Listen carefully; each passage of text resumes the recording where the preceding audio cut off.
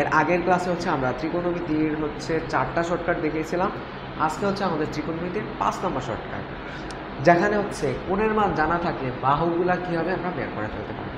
তো কথা না বাড়িয়ে শুরু করা। যদি 45 ডিগ্রি থাকে তাহলে আমি বাহুগুলার মান কীভাবে বের করবো, কোনো প্রকার সূত্র প্রয়োগ বা কোনো কিছু অ্যাপ্লাই না করে জাস্ট কোশ্চেনের মান দেখেই কীভাবে বাকি মানগুলো কীভাবে আমরা বলে দিতে পারি। ঠিক আছে স্যার, তাহলে শুরু করা যায়।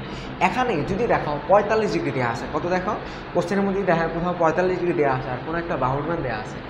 এই যখন 45 ডিগ্রি দেওয়া থাকবে এটা কিন্তু মনে রাখবা, এর লম্ব আর ভূমিটা কী হয়, সবসময় সমান হয়।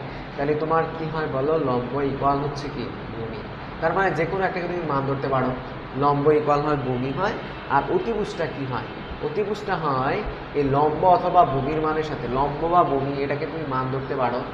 এই মানের সাথে যদি তুমি কত গুণ করে দাও, √2 গুণ করে দাও এইটার সাথে, এটা লম্বের মান হইতে পারে, কার মান হতে পারে, লম্ব অথবা ভূমি যে কোনো একটা মান, এটার সাথে যদি কত গুণ করে দাও, √2 গুণ করে দাও, তাইলে আমরা কার মান পেয়ে যাবো স্যার, অতিভুজের মান পেয়ে যাবো।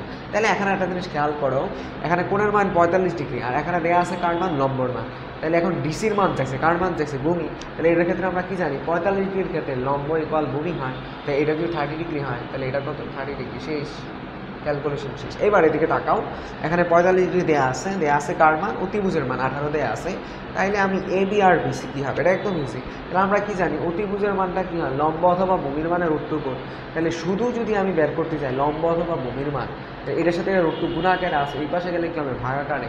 তার মানে আমি অতিভুজকে যদি √2 দ্বারা ভাগ করি তাহলে আমি কার মান পেয়ে যাবো, লম্ব অথবা ভূমির মান পেয়ে যাবো। তাহলে অতিভুজের মান আছে 18, এটাকে যদি আমি 18 ডিভাইডেড বাই √2 করি তাহলে আমি কী পেয়ে যাবো, লম্বর মান। আর আমাদের লম্ব ইকুয়াল ভূমি, তাহলে এটাও কত হবে, 18 ডিভাইডেড বাই √2, শেষ, সিম্পল। আবার এদিকে তাকাও, এদিকে দেওয়া আছে কার মান, দেখো এখানে দেওয়া আছে হচ্ছে কার মান, এখানে যদি আমরা দেখি এখানে দেওয়া আছে লম্বর মান, তাহলে এটার মান কত হবে, বিসি কত হবে, যেহেতু 45 ডিগ্রি তাহলে এটাও কত হবে 20, যেহেতু এটা 20 এটাও 20।